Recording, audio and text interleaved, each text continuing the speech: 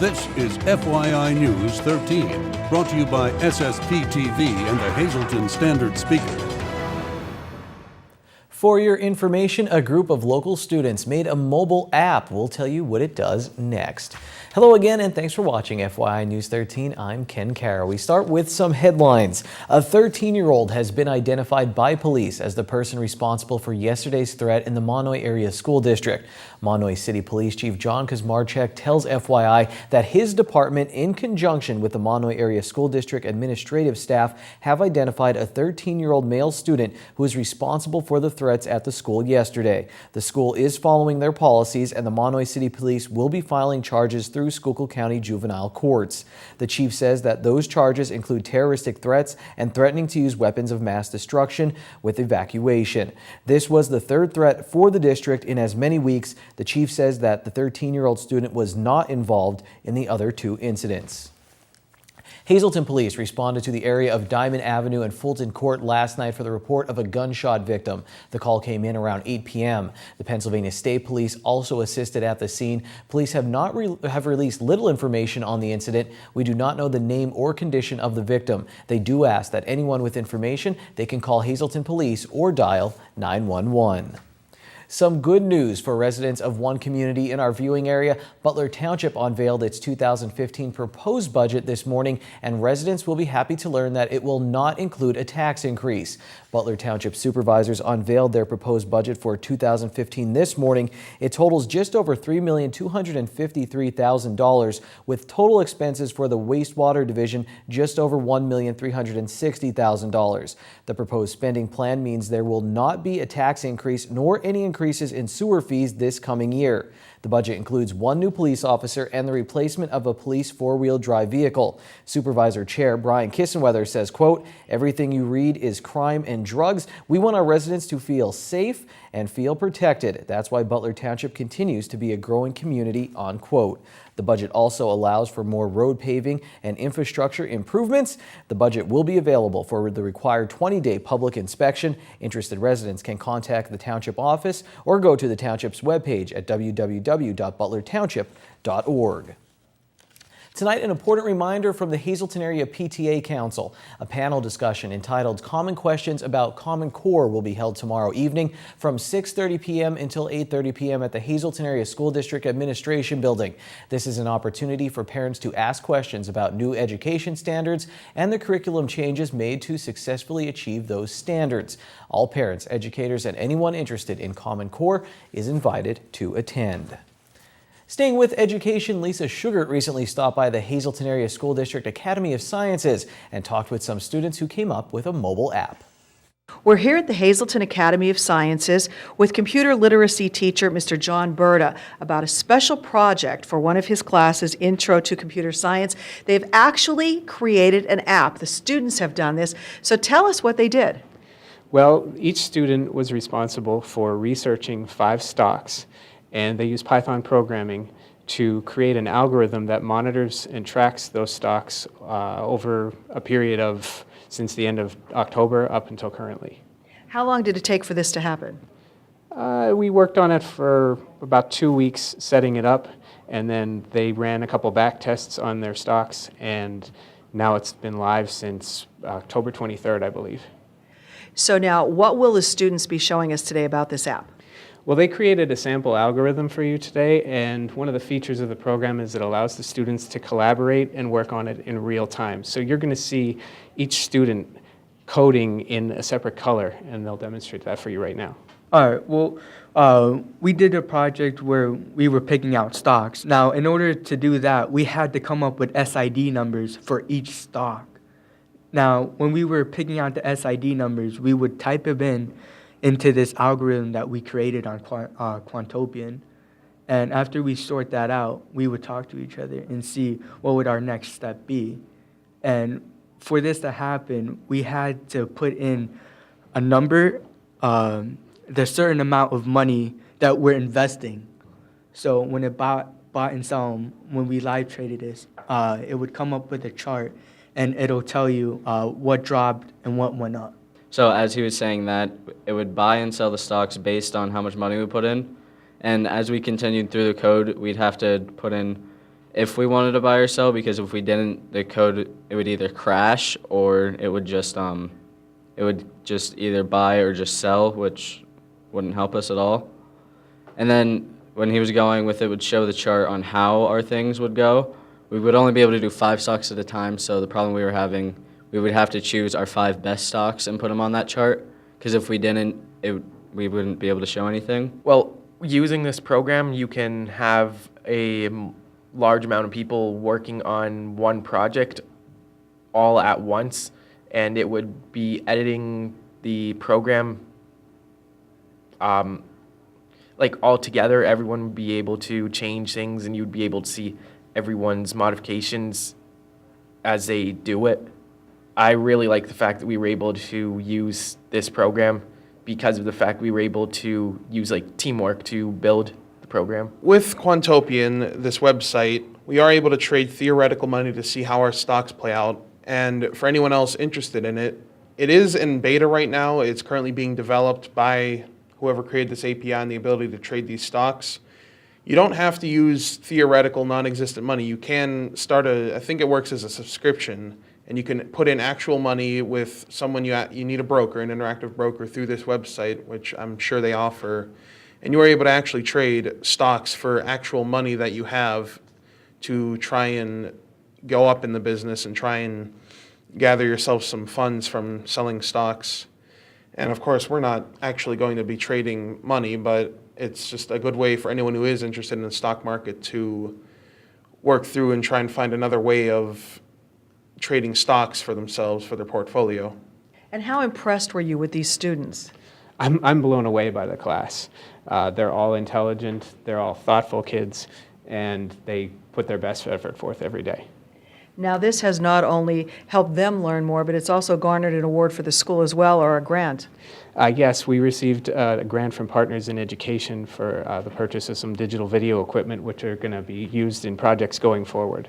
So what would you want to say about what is being done at this school as far as, really being on the cutting edge of technology? Well, we try to keep everything student-centered, student-driven with real-world applications, and this place is mind-blowing. Thank you very much, Lisa, for that story. Well, a little later on FYI, I sit down with the sports editor of the Standard Speaker in observance of Dave Day, and we'll talk about the Marion girls volleyball team, high school football playoffs, baseball, and more. Coming up next on FYI, Janine and Tamara turn old furniture from drab to fab. I actually dared myself to say that. This segment is really cool. Check it out when we come back.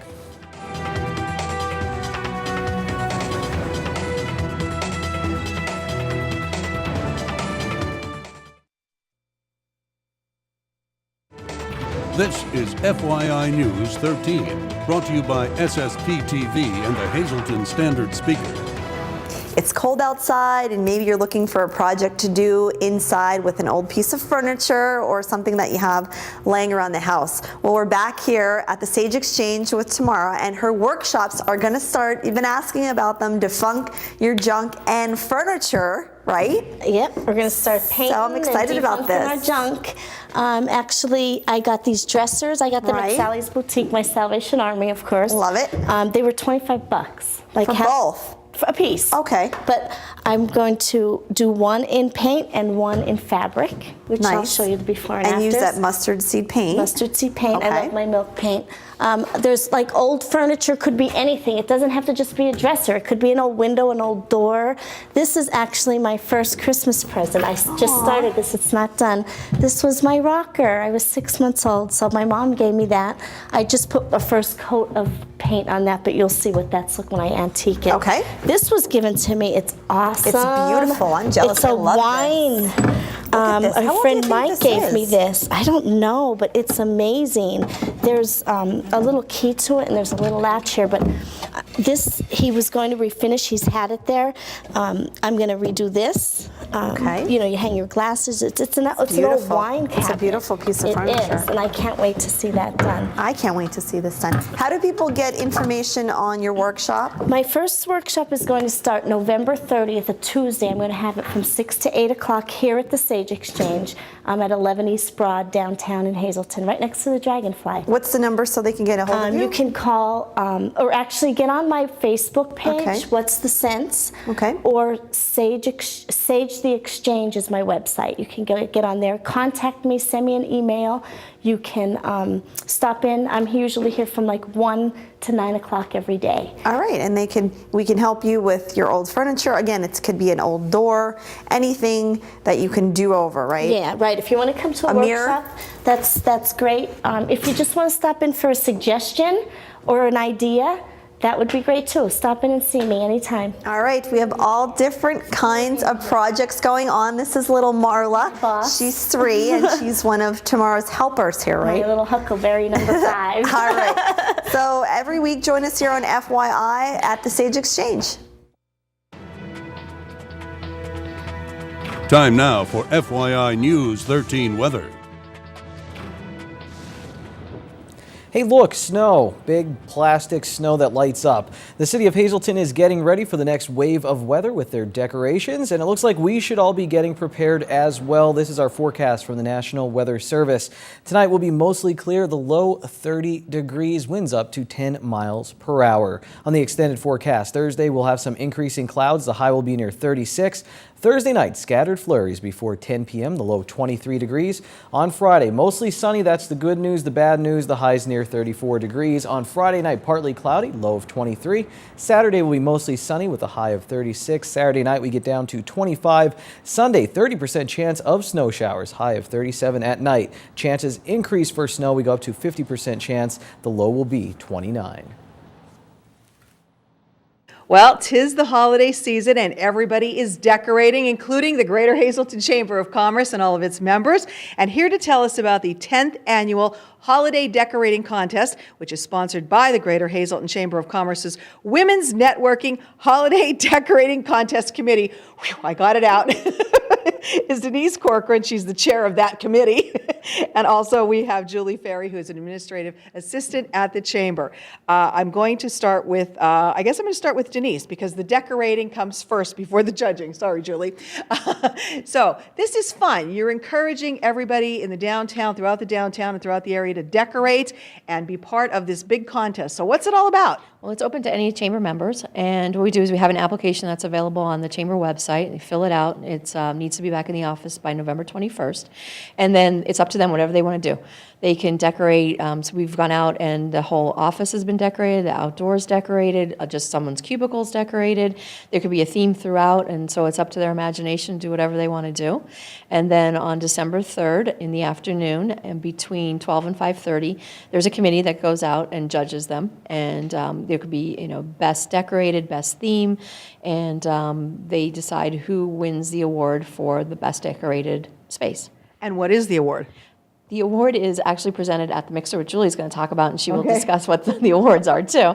And but we always have great awards, and it's a lot of fun, and you get to see people's creativity and sometimes borrow some of their stuff for your own decorating. Ah, I see how this goes. Okay. All right. So now the mixer, a fun way to get together for the holidays and to do some networking, but then you're going to be announcing the winner. So tell us all about the mixer, when and where. Absolutely. The mixer is Wednesday, December 10th from 5:30 to 7:30 at Capriati's over in McAdoo. And like Denise said, this is where we announce the winners of the holiday decorating contest. We also give out certificates for other notable theme ideas, what have you, whatever we see during the decorating contest. And this year, since it's our 10th anniversary, we are having special 10th anniversary tin-related party favors for everyone. And we're also having DJ Adam Scuba to entertain us for the evening, and he's also bringing his photo booth. So it'll be a good time of networking for all the ladies. So all the ladies are encouraged to bring any information for their businesses that they'd like to hand out. Just come, have a good time, network with people, and the funds that we raise during all of our women's networking events go to our Women's Empowerment Grant Fund that we give out every year. All right. Well, it sounds like a lot of fun. And if these two are involved, you know it's a lot of fun because they know how to party. And Denise even wore her Penn State earrings today. I had to bring attention to that because she's the biggest Penn State fan I know next to me. So we want you to get involved, take part in that 10th annual holiday decorating contest. Again, the deadline for when they have to have the decorating done? November 21st. No, they have to have the application in by November 21st. Okay. But the decorating, the actual judging is on December 3rd. All right. You heard it here. Get decorating, get those ideas, and we want to see who has the best ideas to win the great prizes, and head on out to the networking mixer as well. Find out all about it at the Chamber's website, so hazeltonchamber.org, and Merry Christmas. The Greater Hazleton Chamber of Commerce is rolling out the red carpet for the Chancellor of Penn State Hazleton, and you're invited to the next Chamber Red Carpet Breakfast on Wednesday, November 19th at 7:45 a.m. at the Slusser Basic Building at Penn State Hazleton. Dr. Gary Lawler, the Chancellor at Penn State Hazleton, will be the guest speaker. One of the topics he'll discuss is the 4 new majors being offered at the campus. The cost is $20 for Chamber members and $25 for non-members. To register, you can go to hazeltonchamber.org and click on Events or call 570-455-1509. All right, I'm going to list more numbers now. It's the green screen, your midday winning lottery numbers. The Pennsylvania Daily number 418, the Big 4 8469, Quinto 86550, and Treasure Hunt 5, 8, 20, 26, and 30. Dave Seaman and I talk a lot about sports next on FYI.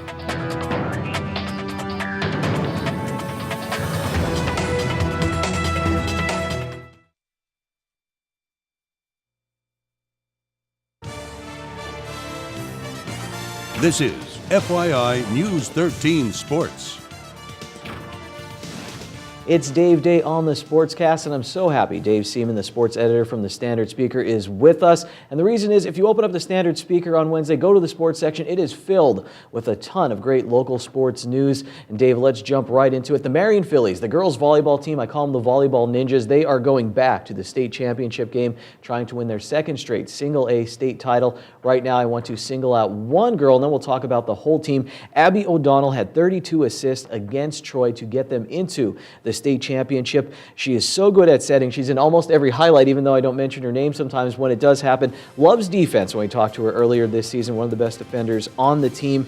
And what's impressed me, Dave, about this Marion team is the depth. I know we just talked about Abby O'Donnell, but they have, up and down the roster, there's a lot of talent. And early in the year, Coach John Falbell, Dr. John Falbell, told me that's what you need. He said he's had one girl shows. He said, but this team, 5 great players, probably more, and that's what you need to win at the highest levels, that depth. You talked with Dr. Falbell last year, and he had said some interesting comments for you. Yeah, he had said last year that he thought his team was 1 year away. Well, last year they won the state championship, the second one under Coach Falbell.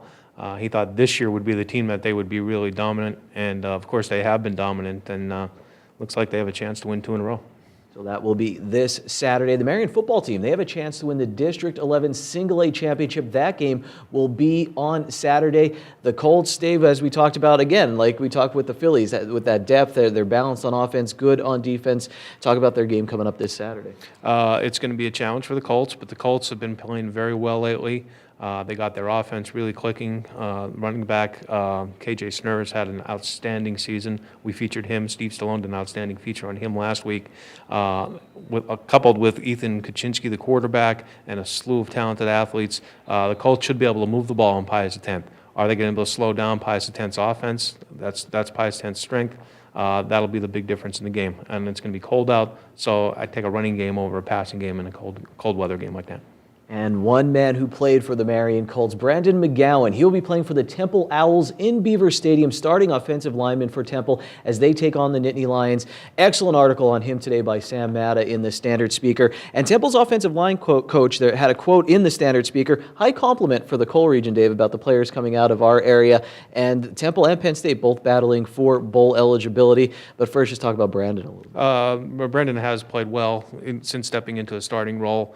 To come from a single A program like that, it takes a transitional phase where he has to work hard in the weight room and learn how to use your size and your strength and the technique. There's a lot to becoming an offensive lineman, as Penn State fans could find. They could vouch for that very, very easily right now this season. But Brendan's going through those growing pains, but he's established himself right now, and he's a linchpin on the Owls' offensive line.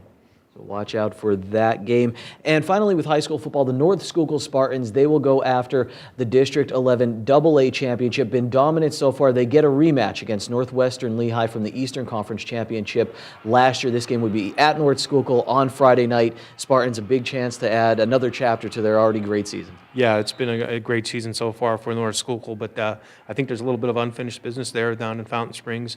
North Schuylkill, we said, lost a close game to Northwestern Lehigh last year, and both teams have kind of been pointing toward this game for a long time, and here they meet Friday night.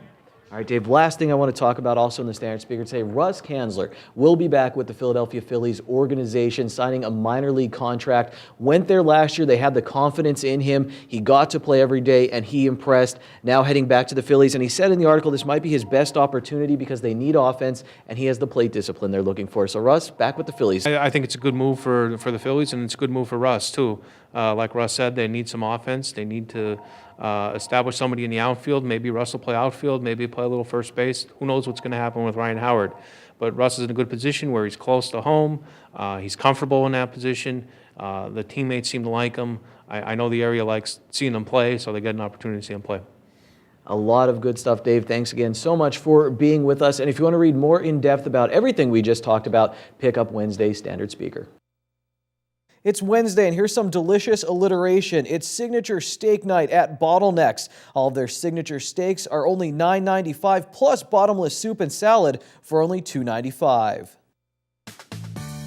Good evening, everyone, and here's tonight's Talk of the Town report. First tonight, Sterling Ministries is hosting their second annual Christmas Shopping Day, Saturday, November 15th, from 10 a.m. to 4 p.m. at Faith Assembly of God Church. The day will feature many great vendors that will kick off the Christmas shopping season. There'll also be a cookie walk, Chinese auction, great food for sale, much more. So for information, call 570-459-2410. And finally, Christ Lutheran Church in Cunningham will be holding a vendor and craft fair Sunday, November 23rd from noon to 5. We'll be having homemade food, baked goods, tricky trays, and of course, great crafts and vendors. For information about this event, call 570-956-6500. That's tonight's Talk of the Town. News 13 would like to send sincere condolences to the family and friends of these recently departed. Gregory David Duncan of Freeland. Friends may call Saturday at noon at the McHugh Wilczek Funeral Home. Memorial is Sunday at 6 p.m. at the Community Center in Blakesley. Grover Glenn Cairns of Whitehaven. Arrangements will be announced by the Harmon Funeral Home. Henry F. Molisco of Drums. Funeral is Saturday at 11 a.m. at the Philip J. Jeffries Funeral Home. Friends may call Saturday from 9:30 to 11 a.m. And Edna P. Van Blargen, formerly of Zion Grove. Service is Friday at 11 a.m. at the Mount Zion Lutheran Church. Friends may call Friday from 10 to 11 a.m. at the church. The Lukavitz-Orovitz-Fell Funeral Home is in charge of arrangements.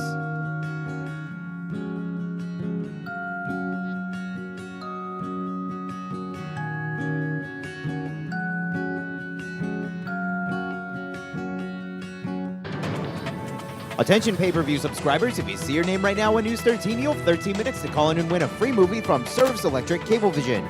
Our winner tonight is Andy Yankus of Mahanoy City. Andy, if you're watching, give us a call right now, 570-455-7267, extension 104.